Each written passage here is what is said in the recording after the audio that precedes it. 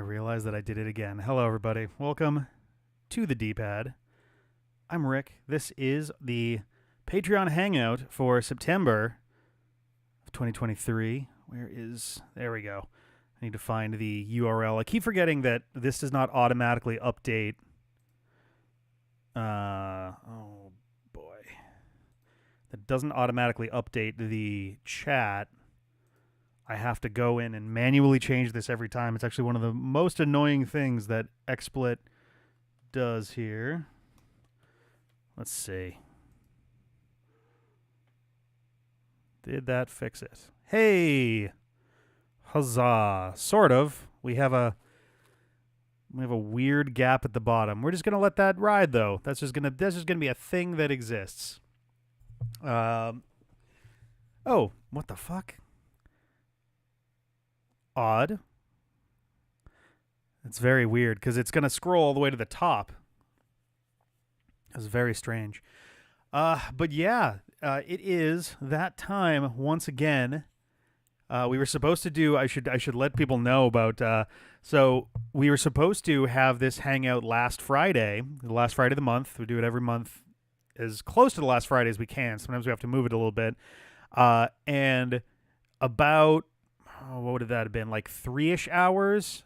A little over 3 hours before the hangout would have started.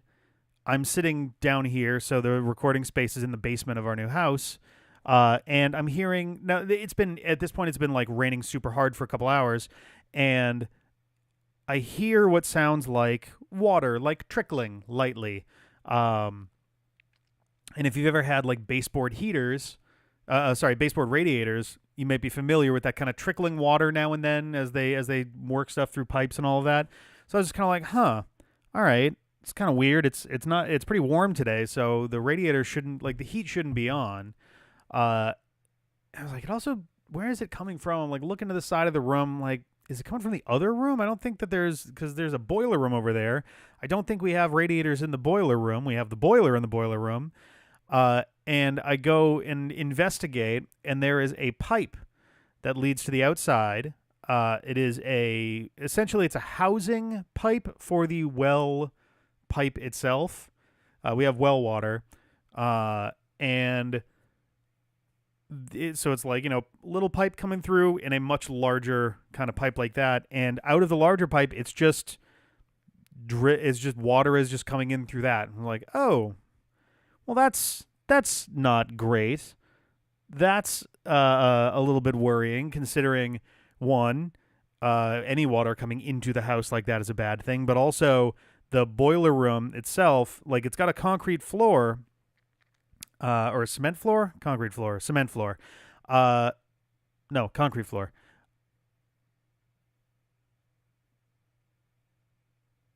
I always get stuck on the difference between the two. But regardless, a floor that can handle some water a little bit without too much trouble, but it's a very tiny room. It's basically the size of like a large closet, essentially. So any water that starts to build up there is going to very quickly hit the wall and floor beyond that, which is all of the recording space. The downstairs, we have a spare room that is probably going to be just a proper office for me. All of these things are going to get soaked through, which we've already had a problem with before. We actually have to get the toilet that's down here fixed up because it has a faulty. Oh God, I forget what it's called. Is it the valve? Oh geez. No, it's the flapper, the pipe that the flapper covers up. So essentially, when you push down on the tab on a toilet, what that does is, if you've never looked inside of the tank of a toilet, it'll usually have like an arm that sticks out. So when you flip that down, it pulls it up, and it's got a chain. Sometimes a little floaty bobber thing, usually with a floaty bobber thing, and then at the end of the chain is a little rubber or plastic, some kind, or silicone rather, stopper that lifts up. Water rushes through. Does its thing, and then it goes boop and like seals back up. Unfortunately, the pipe that actually is under that stopper seems to be like in need of some tweaking. I actually need to go in there probably tonight to mess with it some more. And it's just slowly trickling water down the pipe. The good news is toilets are at this point really well designed for like automation stuff. And so if the water gets below a certain point, the valve that is in the water will detect that. It's got its own sensor essentially to figure out the height of the water. And anytime the water gets too low, it'll start filling up, and it'll do that like classic like hiss kind of noise that the toilets will tend to do. So the issue we're having right now is that this just kind of keeps happening. So the water will slowly trickle into the bowl. The bowl, if it gets full enough, will just kind of gravity will kind of do its thing, and water will make its way out. So that's not a big deal. Asterisk. But the problem is every 2-ish, maybe 3 minutes, it's refilling part of the water tank. Our water bill is probably not going to be super friendly this month. The issue that we had when we first got here is that if anything is preventing the bowl from emptying, be it a clog or something, that's not stopping the rest of the process that's happening earlier on in the situation there. So the toilet tank would trickle water down, and bowl would just fill up. And because it was such a slow, like you can barely see, if you're looking at the bowl, you can barely tell that anything is going in there. Is filling so slowly that it doesn't even have like noticeable ripples. It's really hard to tell. It essentially would have filled right up to the top, and then ceramic toilets tend to be very rounded and smooth, so it's not even like, oh, surface tension then splash or anything like that. It's just kind of like, oh, it'll get to the top, and then stuff will just kind of just run down the side quietly. We didn't realize that there was a problem until like literally the next morning, like 12 hours later. I stepped into a whole bunch of water down here on the floor, and we've been running a dehumidifier in the other room ever since because the carpet was noticeably a little squishy. So that's been a fun thing, and the water coming in on the side of the house was definitely like, oh God, please do not let us have to do round 2 of that. We had to like throw a tarp down. We had to go out in the rain, which neither of us were dressed for at all. Go out in the rain and put a blue tarp under our porch and above the like feeder pipe, essentially, to try and slow down the water that was coming in. But honestly, at that point, the water table had risen by so much. There were some spots on the property and in the yard where it was just completely submerged. And we live on a hill. We live on a very big hill, and there were still parts of our property that were just like, we have an area that the previous owners, they had a pool there. They got rid of the pool and they switched out for a fire pit. So it's like sunk down in like a little circular shape. And that was basically just full of water because the soil could not absorb any more of it. And I think that was kind of the issue ultimately, was that the water wasn't able to go anywhere. So that pipe was just kind of like, all right, I'm a hole in the ground. Here we go. So Sarah and I grabbed the shop vac and started. I'm trying to remember how we did it at first. I think I threw towels down at first to try and like just slow it down for a second, and then talk to Sarah. We came back down. The towels were already completely soaked through. We grabbed the shop vac and essentially set it up. The pipe is like an inch and change off the ground. It's so low to the ground, which was also a problem. So we set up a shop vac with the hose basically right up against the end of the pipe and just had it kind of pulling water. It was, the force of the vacuum was strong enough that it was literally yanking water. And the shop vac had like, so the shop vac has like an auto sensor thing itself, where like it'll turn off if it gets full beyond a certain point. And so where it gets full is like, it looks like half as much of the shop vac actually can handle. So I'm not really sure how it does it, but we were filling what the shop vac would allow us to suction up about every 2.5 minutes for hours. So quickly, Sarah and I got into a rhythm of, all right, I'm gonna sit here and do like, because we would grab it, we would go bring it into the bathroom, dump it into the shower drain, come back and start it again. So every hour we would switch off who was on vacuum duty, and it became an exciting thing to be like, ooh, it's taking 3 minutes this time. Oh, it's taking 3.5 minutes now. Now it's down to 4 minutes. The point at which I turned off the vacuum for the night was when the three times that it went, the last 3 rounds that it went, it took 13 minutes and then 15 minutes and then 18 minutes to fill that up. And I was like, okay, I think we're gonna let it ride. And that was a little before. That was around 7:30, 7:45 a.m. So that was about 15 hours of doing that. And also, it's just the shop vac is loud as hell, and it was about 15, maybe 20 feet that way through a like slatted door, so no sound barrier there. I threw my headphones on because like I was still low key trying to like get some work done if I could. It was not easy. I was basically like, all right, what can I do that does not require me to actively be listening to audio? And so I think I jumped on and started doing Battle Network 4 unpaused videos because we were trying to get those back on track again. And I was like, okay, cool. Very little of this requires me to hear the audio. I'm going mostly off of video frames. And it was just like, it was rough. I kept debating. Sarah, smartly took the opportunity to take like a nap or two when it wasn't her turn. And I thought about it and was like, for me, if I take an hour-long nap, I'm going to wake up more tired than I went to sleep. A 1-hour nap routinely ends with me feeling like garbage. So a good chunk of my time was definitely spent just kind of sitting and kind of like, so tired. We both came into that day super exhausted in the first place. And, we haven't really recovered since. We've both been like really out of it this entire week.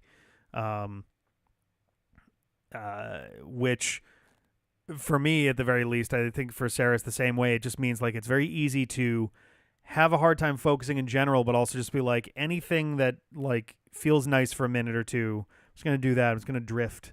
I'm going to scroll on my phone for a minute. I'm going to listen to a song. I'm going to look at a trailer, something like that.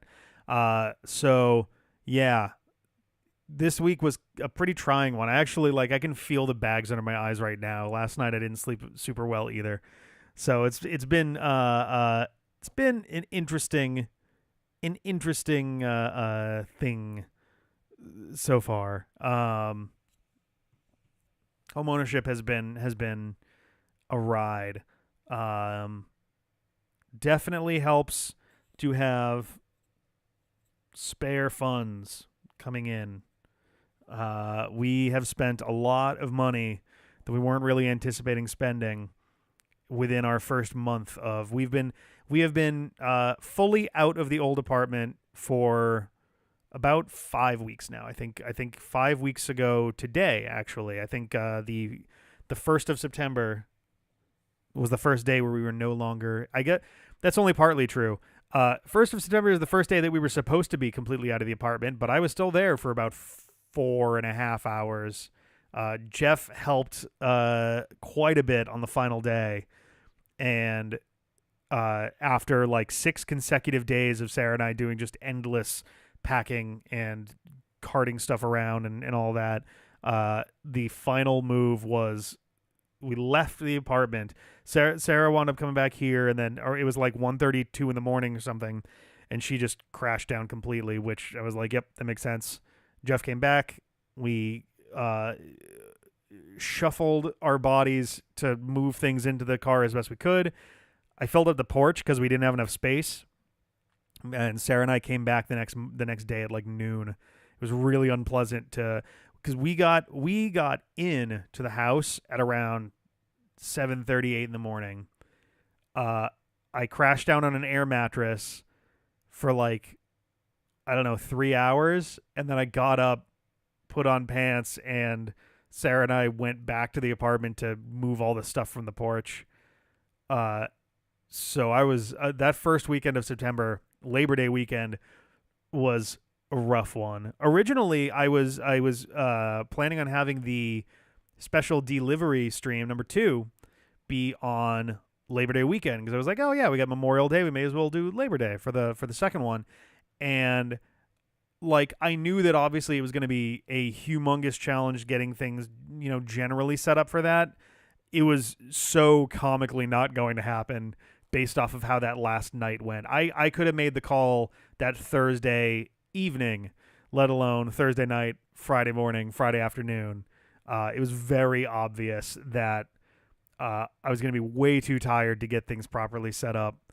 I did wind up, I think that Friday, I think I did actually get the computer, the editing rig set up, but I was just like, man, there's no chance in hell that I have the brain power for like an 8-hour stream of anything. So yeah, and we did that last weekend. Was that last weekend? Was that the weekend before? That might have been the weekend before. I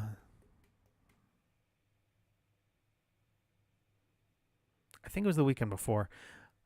But yeah, no, that was 2 weeks ago.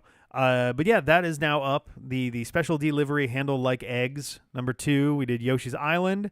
I had the second and third Yoshi's Island games prepped just because in my head I was like, oh, well, I know that I've played Yoshi's Island a bunch, and I've beaten it a bunch, and I've 100%ed it a bunch too. And I was like, okay, obviously 100%ing is like really slow. There's a lot you have to do.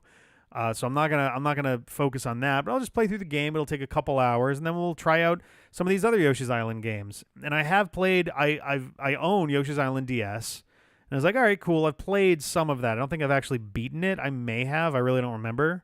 But like, oh yeah, we'll play some of that. And like, God forbid if we get through that, then I'll get Yoshi's New Island set. And like, no, we started a bit late, which is, it is what it is, but Yoshi's Island took like 6.5 hours. So unless we were planning a 24-hour stream, which we weren't, we were definitely not getting a second one in there. Yeah, that's the thing. And like, it's tough because I wasn't trying to speed run it. I could have. If I had planned from the get-go to speed run the game, I would have played that very differently. And we may have had time for Yoshi's Island DS after all. But like, the one big bummer when it comes to speed runs, especially on the channel, yeah, I'm glad that you had a good time. I did too, honestly. The ending was a little bit stressful, but what game isn't by the end anyway? At least comparatively to earlier. I think the big bummer to me when it comes to speedrunning games is that, especially on the channel, if we speedrun a game and it's a game that we haven't properly played before, I feel kind of guilty that we're just kind of steamrolling over it. Like, I love Link's Awakening, and I'm super glad that CJ was like ready to rock and wanted to do a speedrun of it back in 2014. But I was kind of bummed at the same time. I'm like, this is a beautiful game, and we're kind of just flying past it. It's one of my favorite games, and it's less to do with like, oh man, I really wanted to, and it's more to do with like, it's such a good game, and folks who have not played it themselves, I don't want to like ruin that experience for them, that kind of thing.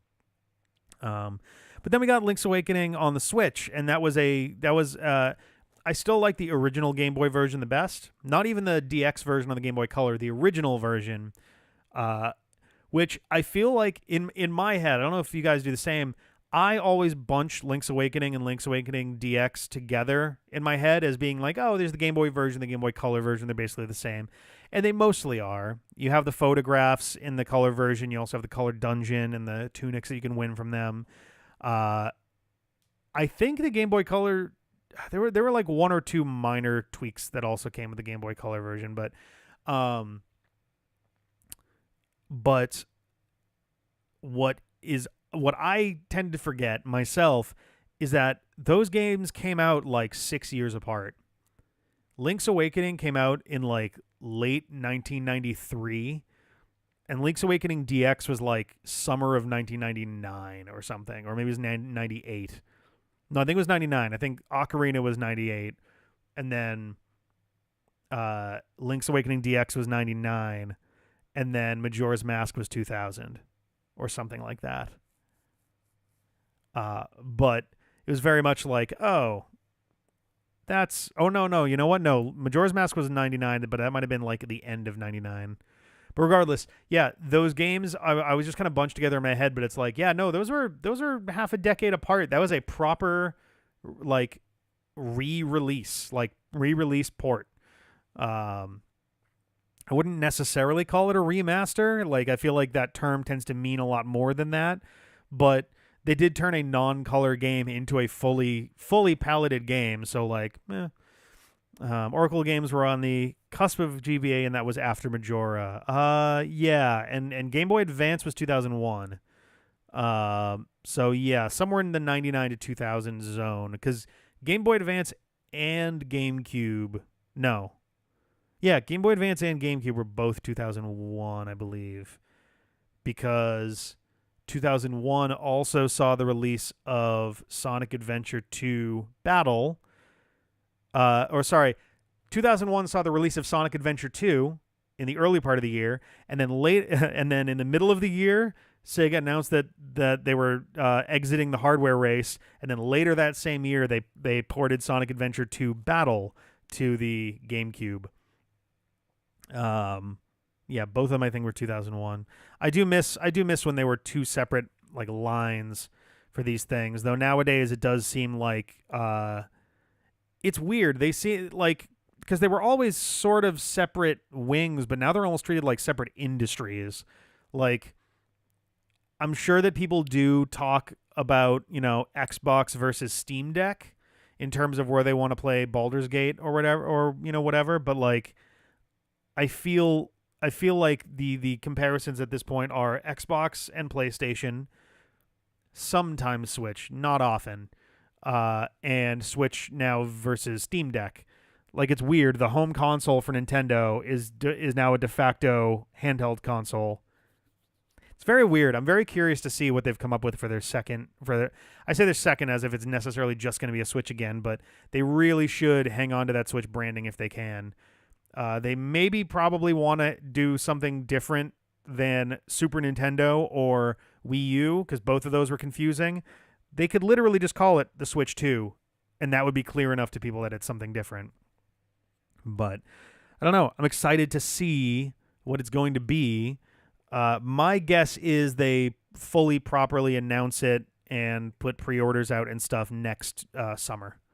I think right around what would normally be E3 time is going to be when they do the when they do the big announcement reveal, and like, here's the price, here's when you can pre-order it, and here's the release date of November 21st. I don't know. I haven't actually checked to like what day of the week they tend to release video game consoles on, but I'll just say Nintendo November 21st, 2024. Nintendo 21st. I was going to say, is it possible that could be their 21st thing that they've released, but it can't possibly be.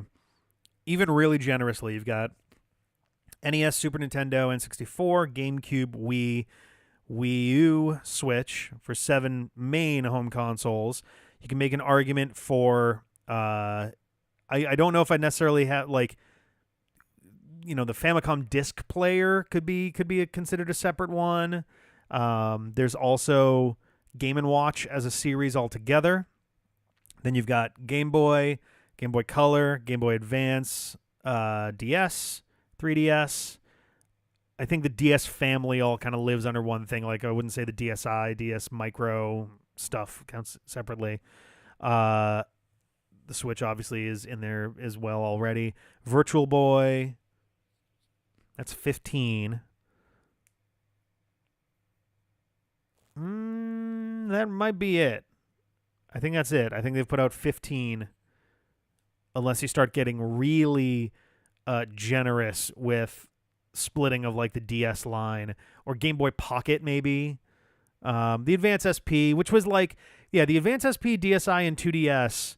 Like you can make arguments for those being in there as well as the Game Boy Pocket as being like, that's the thing. They're different SKUs, but they're the same system, right? Like the new 3DS, at least with that, I could give it. I could consider that fudgy enough to work, because that one did properly have games that only worked on the new 3DS, or had things that only worked, properly on the new 3DS, like Majora's Mask 3D. You could use that right little nub for camera controls, free camera, which was very cool. I still haven't actually tried that myself. I have a new 3DS now, or I have for a couple of years now. I just haven't tried that. But yeah, Game Boy Advance SP, Game Boy Micro, DSi, 2DS, 3DS XL, Game Boy Pocket, all of these things, Game Boy Light, all of these things is like, they're different SKUs, but like you really aren't going to get games that, like, I think what defines a separate console in this case would be a machine that has its own unique games that cannot be played on another device, where a DSi you could also make a slight argument for it, but that was more software based than hardware. I don't know. But regardless, their next console will not be their 21st stage. I really don't know what to call it.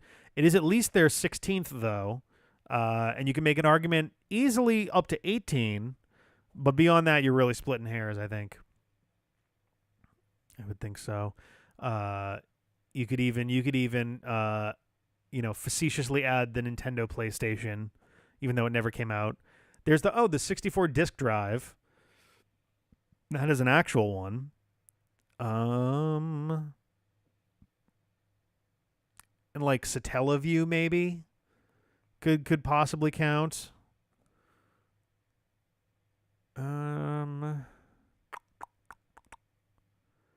So like you could get it up to 18 to 20-ish. DSi removed functionality, no GBA slot. There were also DSi exclusives, if memory serves. I think that they were download only, because I think Ripe and Tingle's Balloon Trip of Love is actually a Nintendo DSi exclusive. Getting it to work properly on a physical DS was like legit. Like for me, not being a person doing any of the engineering for it, for me that was like several weeks to a month worth of work and research and digging, and a lot of trial and error. The process that actually made that happen was like years of effort from other folks, and it worked great in the end. Oh, that's cool, using the camera for the transient. That's cool. But yeah, I don't know. We're getting near 20 for sure, and then how close we are is up for debate. But yeah, so what was that a huge tangent from in the first place anyway? Oh my god. Oh, we're talking Zelda games, Link's Awakening and all of that. Yeah, I kind of, it was a very leisurely pace through most of the game. If I was properly trying to speed run it, I probably could have gotten that down to like half or less of the time, just because at that point it's a matter of like, okay, race through the stage, grab Mario anytime he falls off, and you're good. But in my mind, that's not an especially fun way to play Yoshi's Island.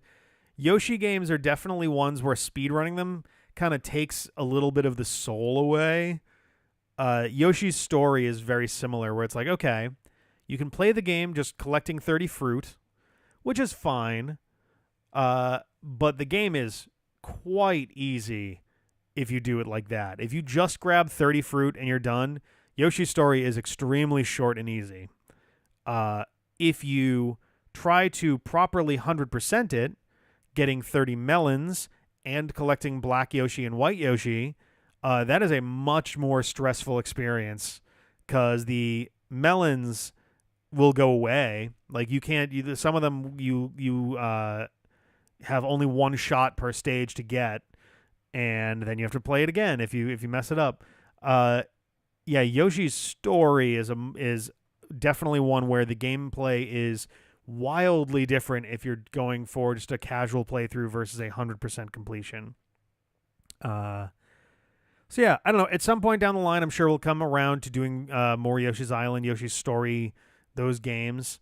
A whole hog is stressful going.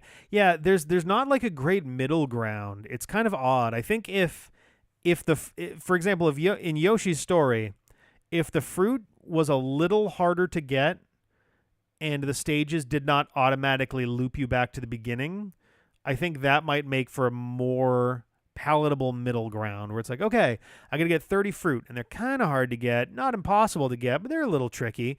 But if you get to the end of the stage before you get it and it's like, oh, stage is over. As opposed to, yeah, the 30 melons per stage is like ridiculous. I have beaten the game 100% before, and that took me a lot of effort.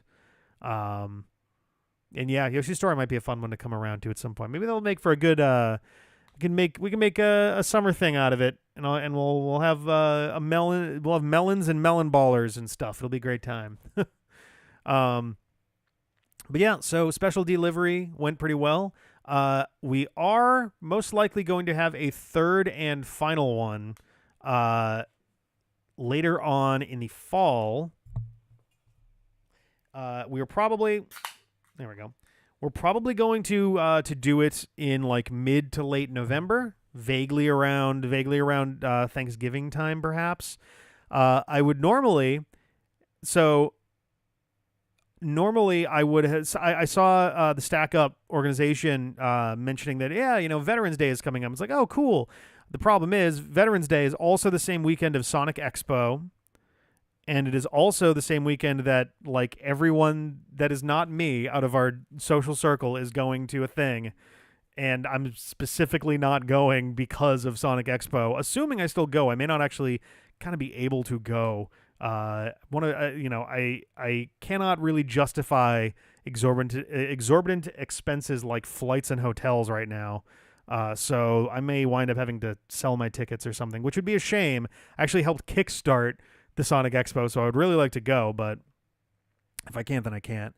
But not even all that aside, if we tried to do it on November 11th, which is a Saturday this year, very convenient, that would make it the third charity stream weekend in a row for us, because Extra Life Day is the Saturday before that, on November 4th, and the Saturday before that, aside from that night being we're having a Halloween housewarming party, that day I'm actually joining in on another Extra Life charity stream. Let me actually pull up the details. I meant to do this before we hopped on. There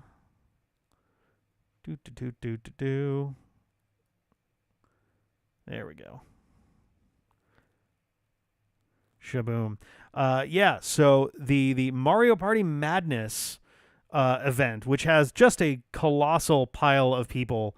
There were streams earlier this week on the 2nd and the 3rd. There's a stream coming next Monday, the 9th, as well as the Monday after that.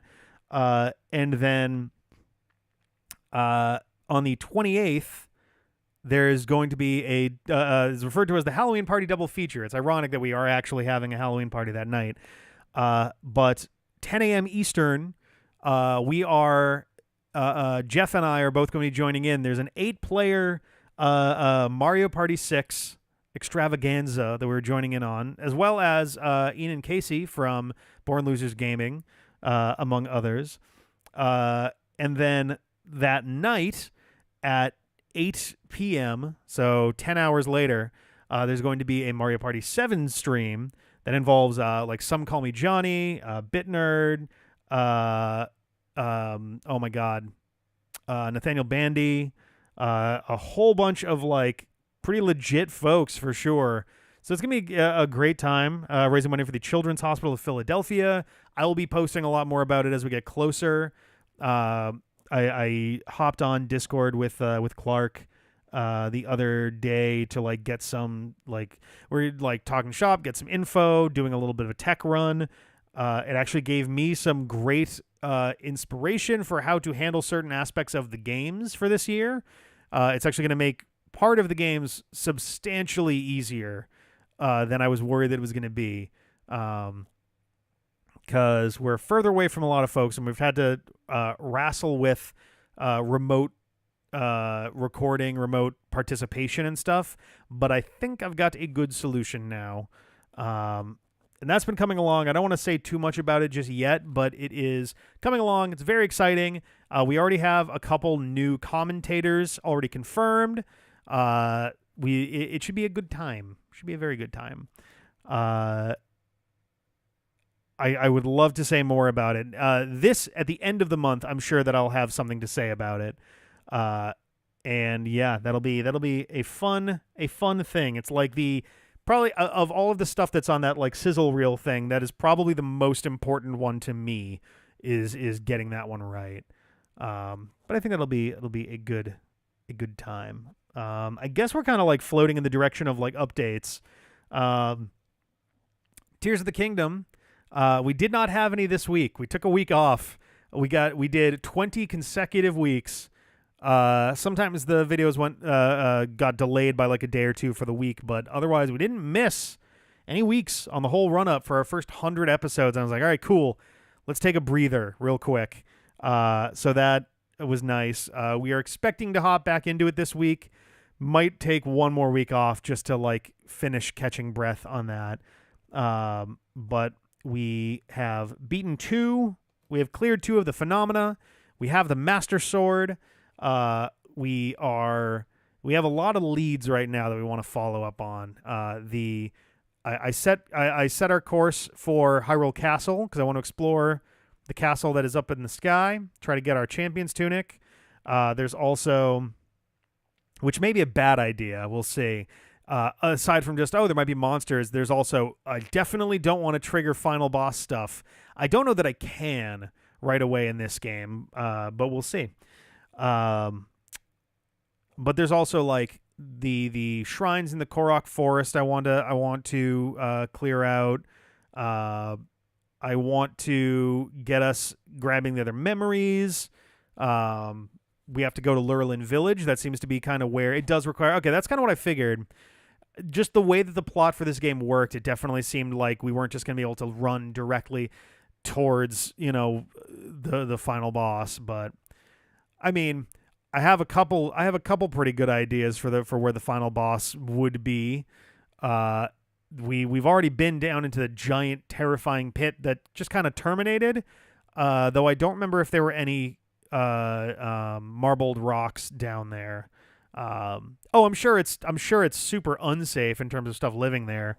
But yeah, so I'm excited to get back into that. Obviously it's going to carry us through the rest of this year. I can't imagine we're going to finish the game. And then, so how many, let's see, 1, 2, 3. And then we got those. There's 11 weeks left in the year, give or take. I would be very surprised if we will probably be hitting up the third phenomenon might be a Christmas special for all we know.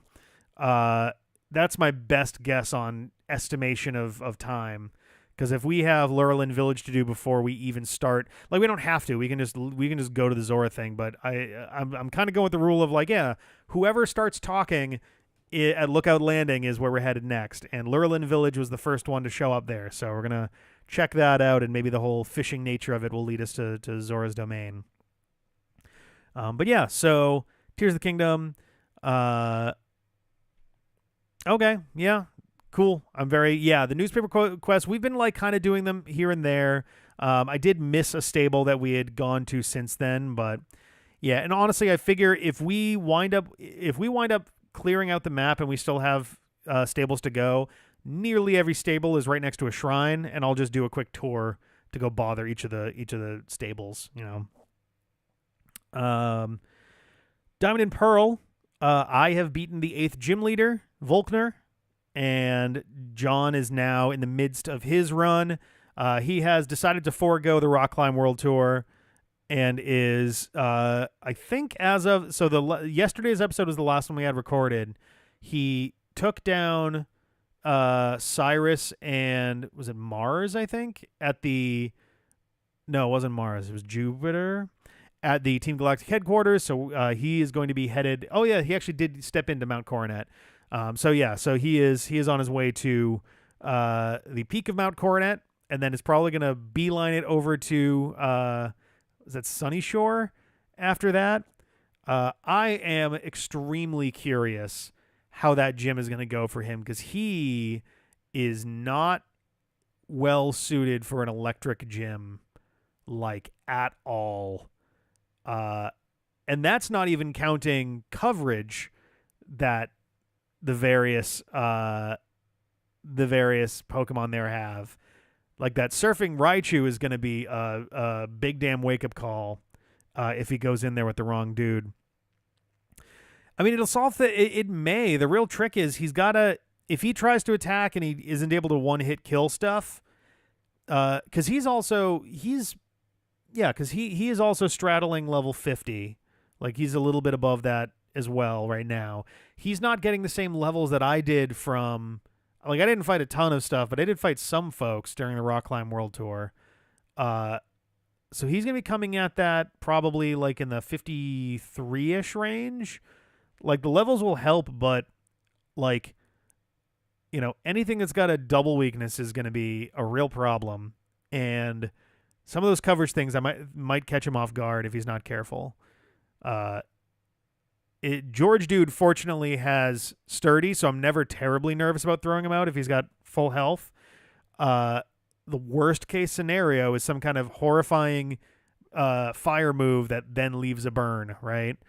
Or a really strong poison move that poisons afterwards. But we'll see. I'm very curious where that's going to go, because then at that point, I think there's like a waterfall that goes up to the Elite Four. After that, I will probably have a little waterfall world tour. I'm going to stick to the east side of Sinnoh. I don't recall there being any waterfalls in the west half. Sea Route leads to Waterfall leads to Victory Road. Yeah. Is Evergrande City in Ruby Sapphire, or is that here? Oh, Scald. Scald would be devious for one of those. Waterfowl. That is Ruby. Okay, that's what I thought. So yeah, I think it'll be interesting. I don't think I've ever gotten this far in my original game of Diamond, so I have no clue what to expect going forward. Aside from, I know that Ronald McDonald is a fire Elite Four. I think Flint, and then Cynthia in classic style has a bunch of like dragon stuff going on, right? Like she has a Garchomp or something. Yeah, Cynthia makes me nervous, and I know those levels are gonna rocket upwards. She doesn't have a focal type. Okay, she does have her ace is a Garchomp though, right? Like that was the whole. Because I feel like I see her like imagery that involves her and Garchomp all the time. But regardless, yeah, I'm gonna need to. Oh yeah, no, Cynthia. By reputation alone, Cynthia has me nervous. Like, I'm trying really hard to not continue to like horribly outpace the game, because like, you know, now that John and I are past 50, even if we weren't done with our face-offs, like as far as like who wins, who loses on face-offs, even if we weren't done with that, I like us being done with that, I would have been feeling safer to slow down and not keep outspeeding the game so much. But I know that Cynthia is going to horrendously, like, I know that the levels go nuts right before the end. So this is me just padding myself out over the course of the game instead of like a crazy amount of grinding right at the end. Like, I don't know that I will feel safe trying the Elite Four unless my team is at like 65 or maybe closer to 70 even. probably closer to 70, honestly, because those teams are going to have some pretty. It might be a bit low. Yeah. Okay. Yeah. Then maybe 70 is my goal then. Because yeah, I would really love. I've done pretty well so far in in Diamond. I think I've lost one Pokemon. I lost my Murkrow, Shelby, I think. Yeah, Shelby the Murkrow is the only Pokemon that I've lost so far. Which that one bummed me out so bad. It was a dumb call on my part, but like that really sucked that it bit that hard.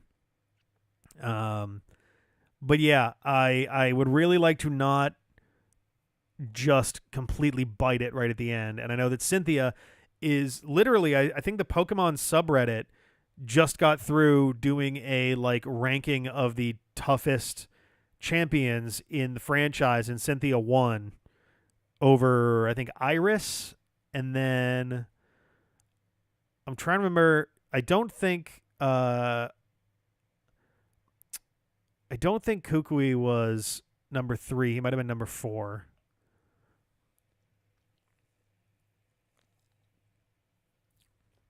They also had, I said the Pokemon subreddit, I think it was the Nuzlocke subreddit. I think they had, I've forgotten her name already, the champion, the grand champion from Scarlet and Violet was really high up that list too, which I was like, I mean, she was tough, but she wasn't that tough. I don't know. Oh, poison jab on Machoke. Oof. Yeah, Dazzling Gleam on Miss Magius was like kind of a surprise and a bummer all at once. Gita, that's right. I was really not expecting Miss Magius to have a fairy type move as coverage for Dark. That one stung. That one stung a lot. But it is what it is. One of these days, I will actually manage to get through a Nuzlocke without losing anybody. But granted, if I'm doing that, then there's a very good chance that I am playing too cautiously. And we'd need to set down a rule for myself for the sake of not taking the easy way out. Let us see. Sonic.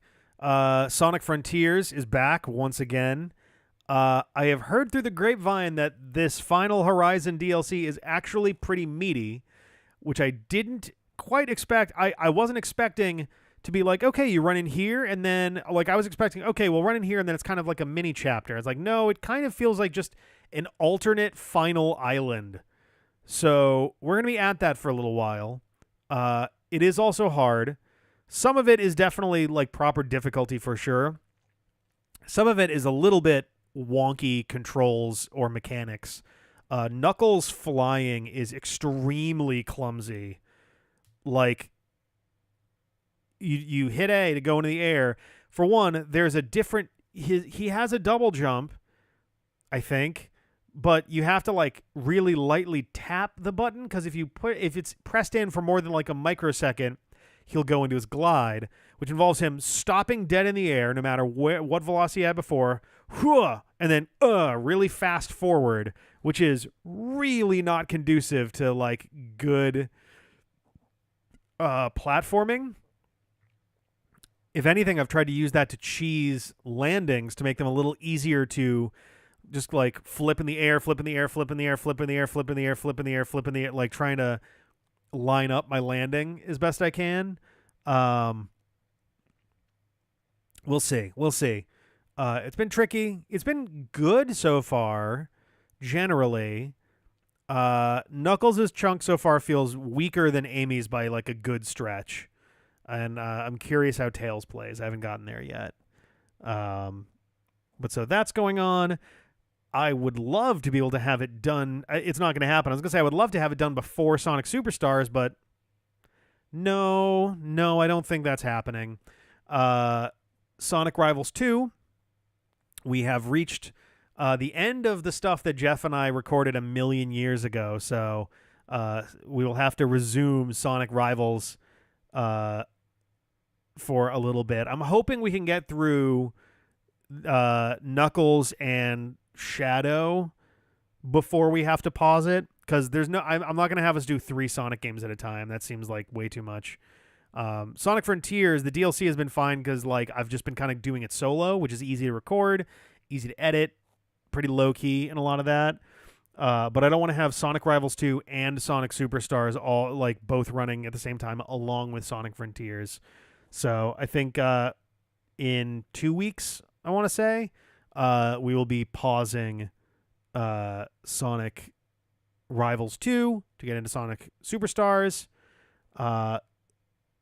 And yeah, I think I don't know how long Sonic Superstars is going to be. If it is anything like previous similar styled entries of the series, we'll probably do it for like, you know, through to the end of November, probably. I don't know if we'll necessarily go into December. And I would be very surprised if we were still playing it at the end of the year. But once that's done, we will blissfully finally no longer... Essentially, once we get to January, we should not have any more obstructions from us just moving forward with Sonic, the Supersonic Let's Play, for a while. This year, just they kept putting more stuff out, which is good. As like a fan of the franchise, it's good to have new stuff coming out. But man, trying to keep the series moving has been difficult. Because like Sonic Rivals 2 I knew was going to be long, so I felt weird about starting it and then breaking it. So I went, okay, when we're done with this thing, then we'll start Sonic Rivals 2, and then we'll just start. And as I make that decision, they put a release date for Sonic Superstars, and it's like, oh, okay, well, I guess we're going to have to break it then. And at that point, it felt like, 3-4 weeks that were completely lost for no reason. But that's fine. Sonic Rivals 2, we could probably do with a break from it by the time, Sonic Superstars comes out. We did Pokemon, but we didn't get through everything in Pokemon. Pokemon Legends Arceus. We're in the post game. We're not super far in right now, I don't think. We've investigated the Zorua that are going on nearby, and I think we're headed back to talk to Kogita.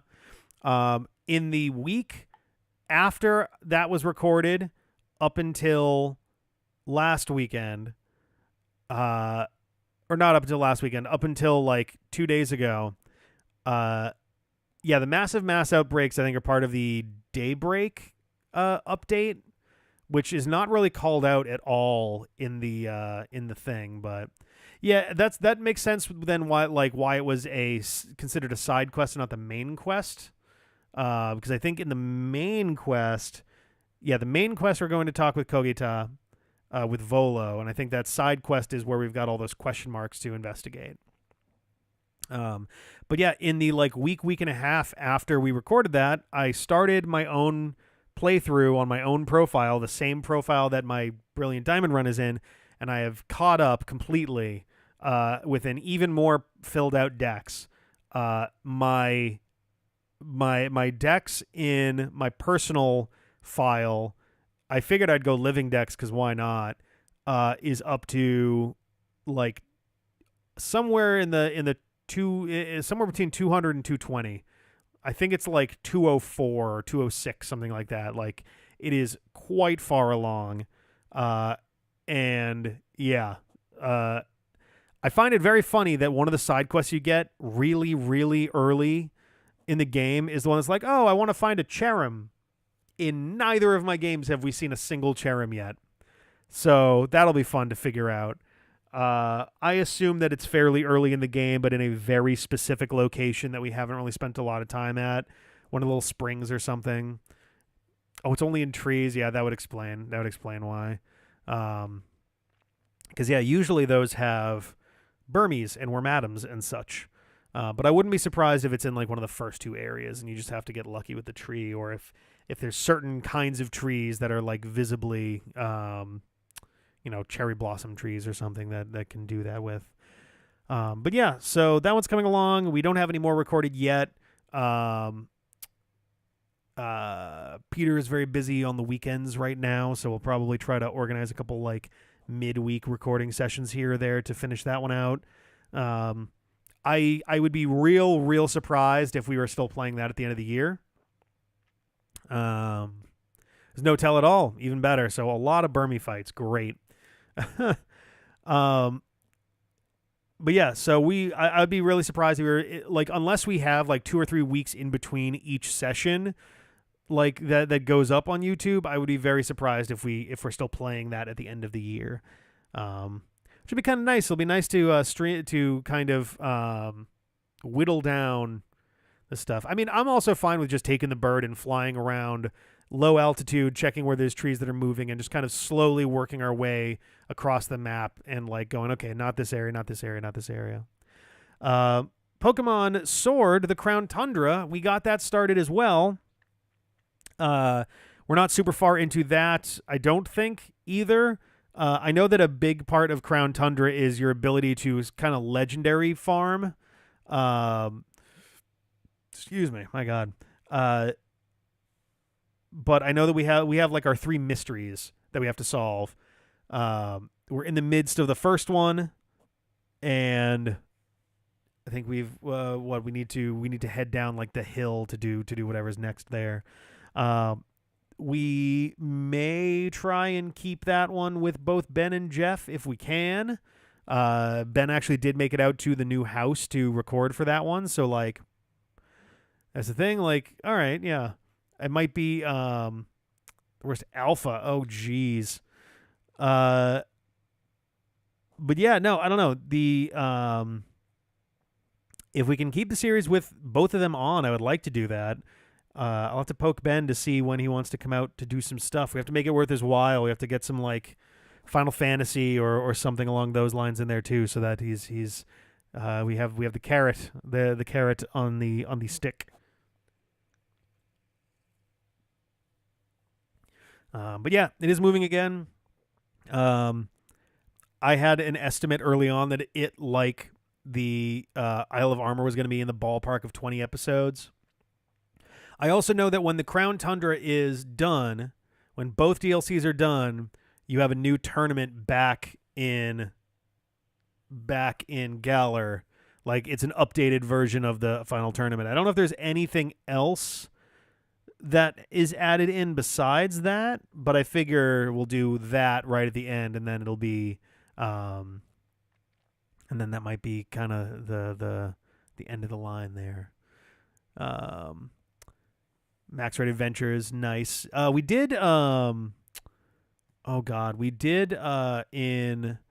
Violet, Pokemon Violet, which I have been streaming. We're in the Teal Mask right now, and we are quite close to being done with the decks there in Kitakami, which is nice.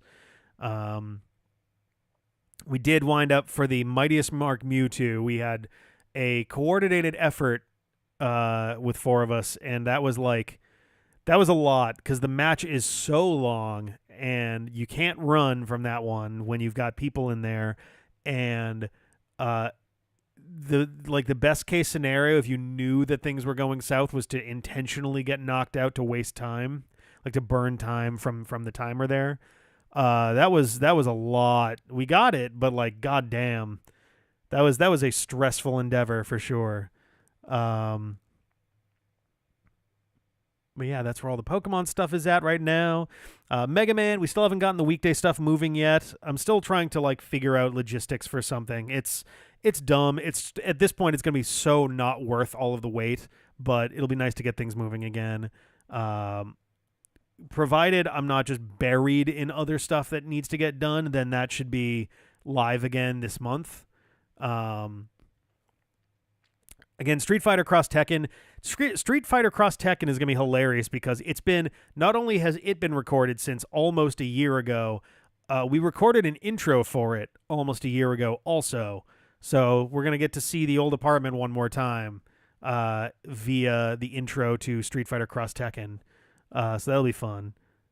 And then we'll be into some familiar but not so familiar territory after that. So that'll be interesting. Mega Man Star Force 3. This weekend's stuff is the last of what we have recorded right now. I don't know if Jeff is coming out this weekend. If he is, then we'll be obviously recording more for that. Keep that moving. It certainly feels like we are no more than 2 chapters from the end of the game. We might have 1 chapter, then the final chapter. I don't think we're quite at the final chapter yet. If we're 1 or 2, I think. but it's been a ride. I don't want to spoil for anyone who hasn't played the game what the next hour of gameplay includes, but yeah, there's been a lot of stuff going on, and I'm very intrigued to see where things go from here. And that's the thing too, is like, it feels like we're 2 chapters from the end, but it's totally possible that they have a chapter that for Jack, a chapter for Joker, a chapter for Heartless, and then a chapter for the end game with King. Like, we could be 4 chapters from the end. We could be more chapters from the end. It feels like we're 2 away from the end. Because Jeff and I were talking about it before, and it's like, oh yeah, no, I've heard the post game on this has a lot going on, and that's fine. I don't mind that at all. It's got more to do with just like, pacing of the game itself. Because like we talked about it, it's like, it feels like we haven't fought all that many bosses. We fought, we had Club Strong, we had Diamond Ice, we had Spade Magnus, and we had like a battle with Jack that didn't really count for much because it got interrupted, and I mean we got a battle with Tia, and we thought about it for a second. It's like, okay, but we've also had a battle with Taurus, I think. We had optional battles with like Tom Boobidoosh and folks like that. Like, there are a bunch of optional ones that have come up as well.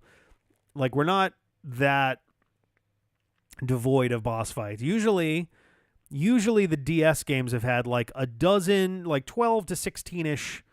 Oh yeah, we fought Dark Phantom. We have done that at this point. I don't think that's gone up yet, but we have fought Dark Phantom. And yeah, the number of boss encounters available in the game is usually like a dozen or so for Star Force, and we're kind of in line with that.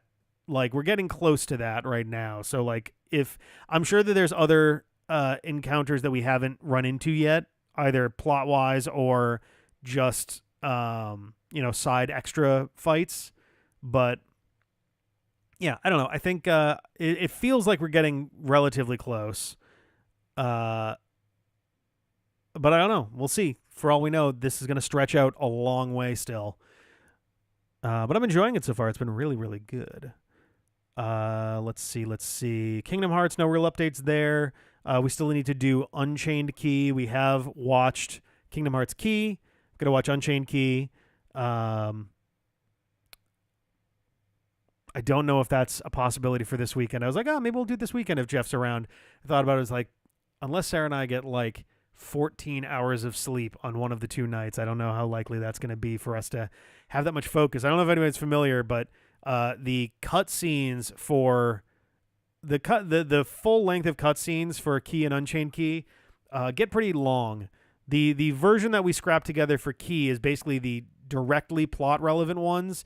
It may even not really be enough of the cutscenes. This was basically just me finding this online and then using that. But when we do Unchained Key, we're literally going to be in the app and doing chapter hopping as need be, and it's going to be like theater mode stuff for that. So it's going to be a whole thing. It literally might we literally might need to record it more like a let's play with like parts that we stitch together in the end. I think the D-pad and chill for it is still going to be one long video. I really don't think it makes sense to break that up into different videos just because of what it is. But we'll see. I don't know. We're going to kind of feel that one out. And then it'll be time for Kingdom Hearts. Oh, God. What was the next thing for that one? I think it is... I don't think it's back cover yet. No, it's going to be 0.2. And then back cover comes after that. And yes, I've heard many times to do one versus the other first for various things. I'm sticking with 0.2 and then back cover, partly because my understanding from what research I have done is that both of them slightly spoil the other, so there's no winning on that. And also, it is the order that Square Enix themselves recommends, which granted, I've also admitted that they have gotten that wrong at least once, where they recommend doing Kingdom Hearts 358 over 2 before Kingdom Hearts 2, which feels really wrong. But I think we're just going to stick with it. And honestly, if it's something that feels afterwards like it was backwards, then we'll comment on that too. But I'm excited to get back into Kingdom Hearts, because at that point we really only have, as far as games go, I think it's just, oh my God, where did the thing go? I just had it open. Where did you go? Why are you doing this to me? There it is. Yeah, I think it's just Birth by Sleep 0.2 is the only playable game between here and Kingdom Hearts 3. Then we're going to have Melody of Memory and Dark Road as well. And I think Dark Road is after. No, it's going to be Dark Road first and then Melody of Memory after that. And then there's also like Missing Link, which I think is that a Dark Road thing? I don't know which that is, but that is something in there. And then Kingdom Hearts 4 when it comes out in 7 years or something. So that'll be a whole deal. But yeah, that'll be nice to get into. I think that like the Kingdom Hearts key stuff and hopefully 0.2 Birth by Sleep, like that cluster of stuff, I'm kind of hoping to get through over the course of what is left of this year. And the hope is that we'll be able to start Kingdom Hearts 3 bright and early at the start of the year. And then my suspicion is it's going to be like the whole year or very close to it. I know that size-wise, it is around the same length as Kingdom Hearts 2.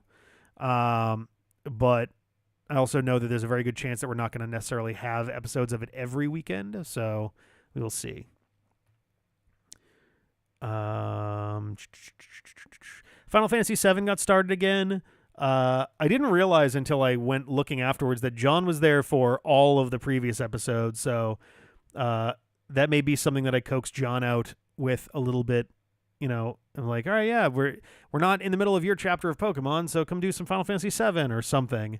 We'll see how that goes. Sonic Prime, we have, I think the first 5 episodes of that now recorded.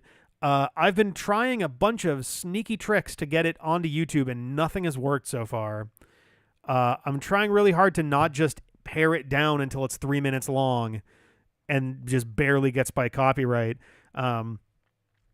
Inspired by a few videos I've seen recently, and especially the old copyright dodging videos of old.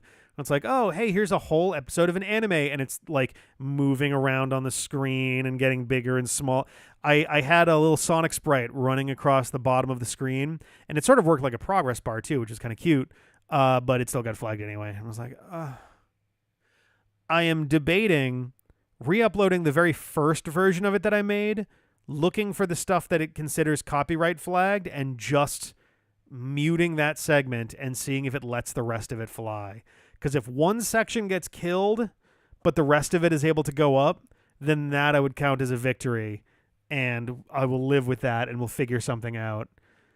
It's so frustrating, because it's like, I can't even...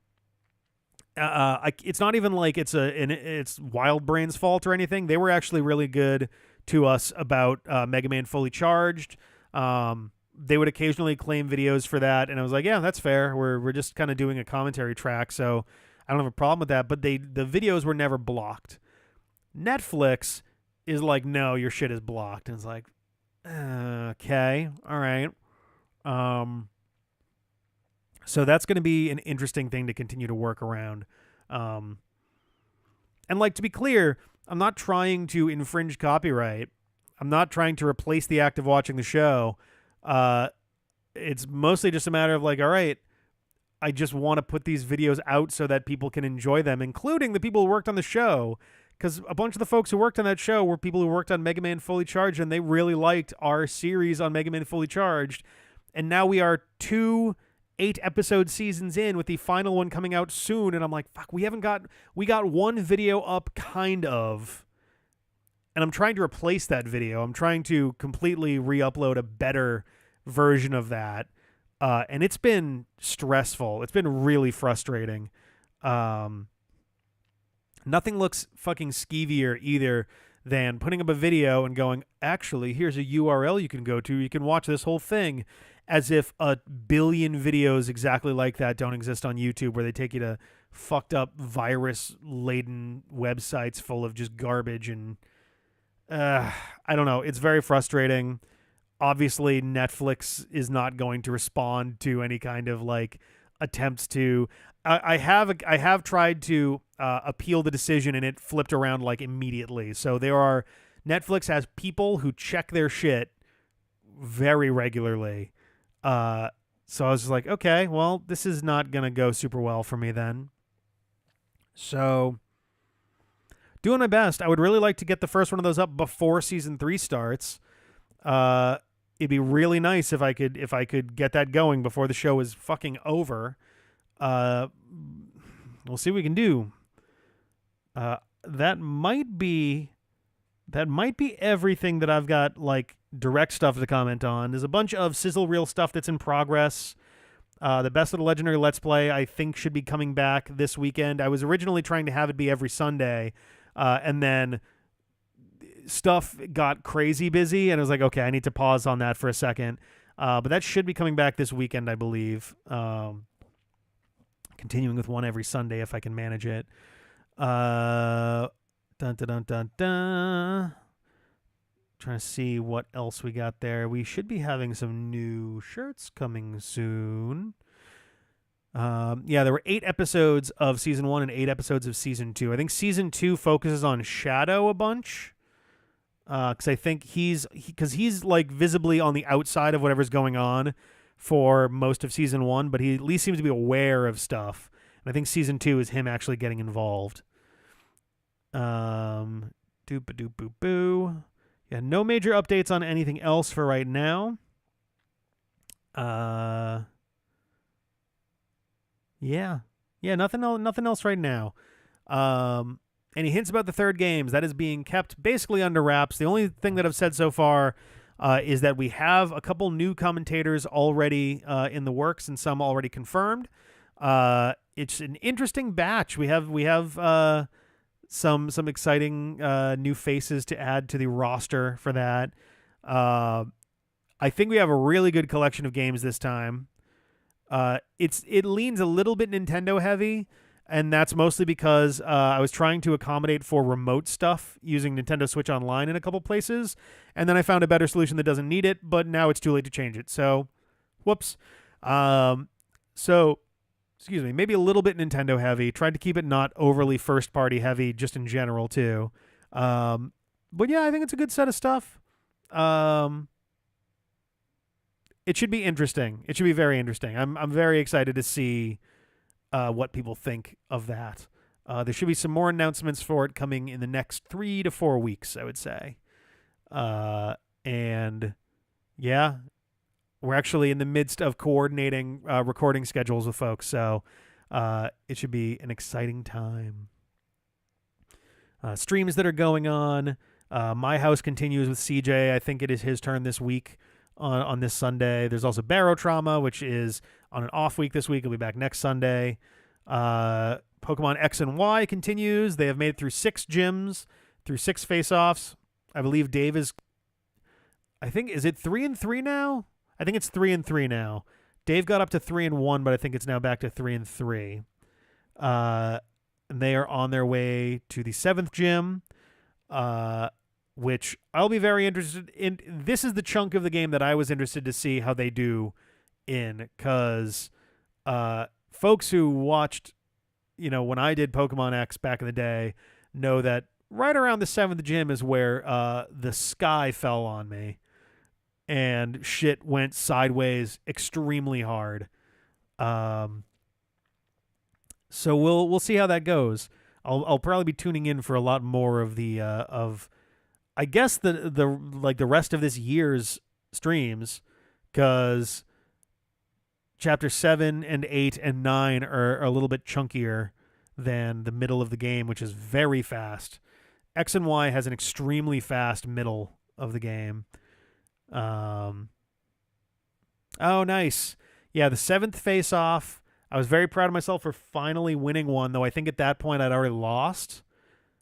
It was a point of pride, though, of being able to be like, hey, I'm not getting just horribly swept. And then things went so wrong. And I was like cursing myself, like, of course, this is the chapter that I go first for. This is the one. But we'll see. We'll see how the boys handle it. And of course, I'm doing Pokemon Violet. We are getting, I think, close-ish to the end of Teal Mask. I'm going to be more focused on the plot in the next stream or two, because I have been more focused on the Kitakami Dex, which is now only, I think, actually have a file for that, a notepad file. I'm missing 30 Pokemon, right on the dot. 30 Pokemon from Teal Mask. 1, 2, 3, 4, 5, 6, 7 of them are ones that are also in Paldea in general, and a handful of them are either baby Pokemon or dudes to evolve. So we're actually getting quite far along there. And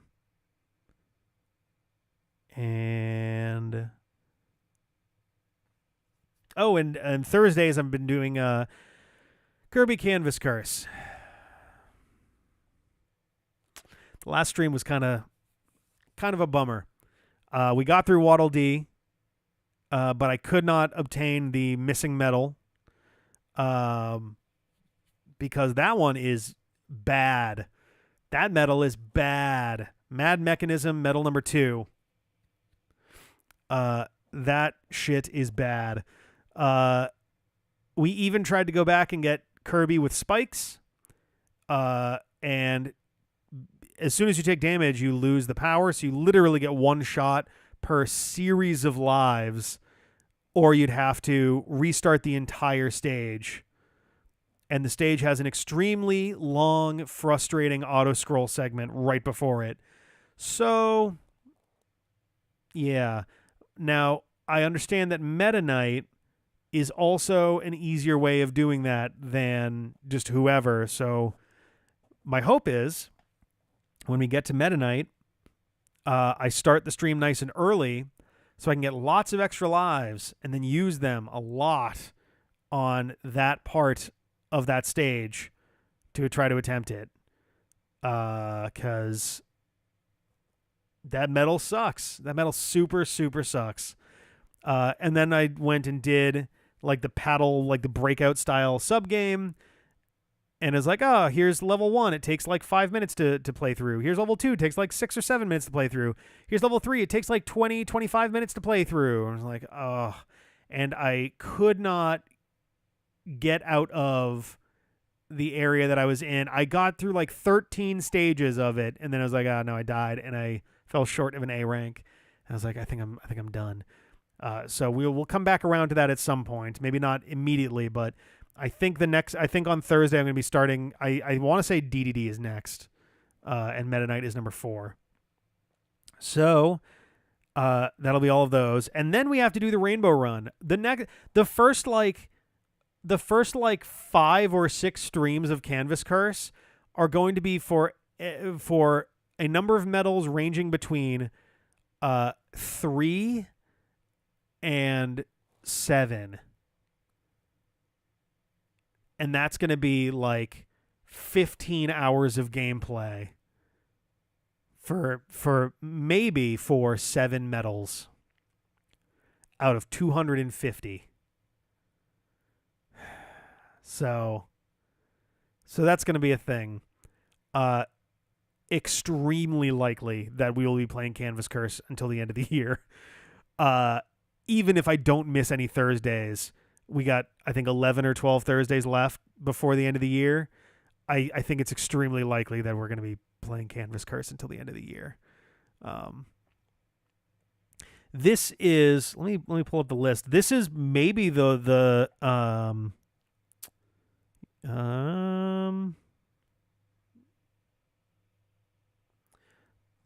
do I not have Rainbow Curse on here? Or did we actually finish Rainbow? That can't be right.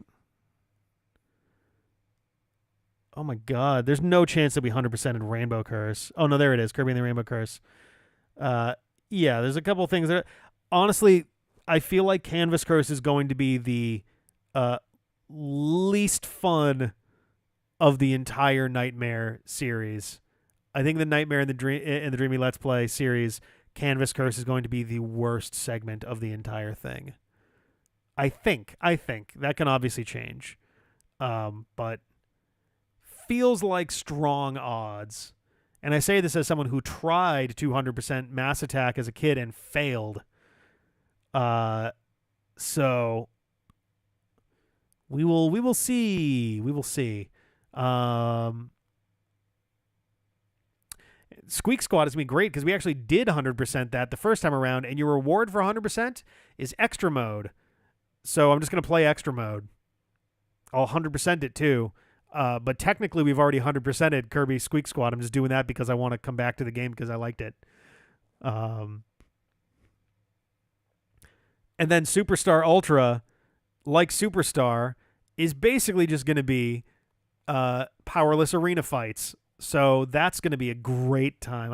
And we've got both arenas even. So that's going to be lots of fun. Oh boy. Yeah, some of these are going to be rough. Some of these are going to be extremely rough. There may be a point where I interrupt the Nightmare in the Dreamy Let's Play for other things here and there, just for my own sanity. I do have a game already in mind that I was going to do. I was going to do Kirby and the Amazing Mirror and then something else for one stream before we moved, because I was like, I don't want to start Canvas Curse before we move and then not be able to do it for like 3 weeks and then have to get back into it. And then we just didn't have time for that stream even in the first place. And then when we did Amazing Mirror, we started late and it took like an hour and a half when I was expecting it to take like 20 minutes. So yeah. That'll be a great watch. We'll cap off this entire thing. If it's anywhere near a charity stream time or something, we'll just do a marathon. I'll do a marathon stream of like powerless arena runs or something. I don't know. It'll be awful. It'll be the fucking worst. Holy cow. I think I am going to maybe call it there, actually. All of a sudden, my energy just feels... Whoa, I just felt it, like, melt out of my body.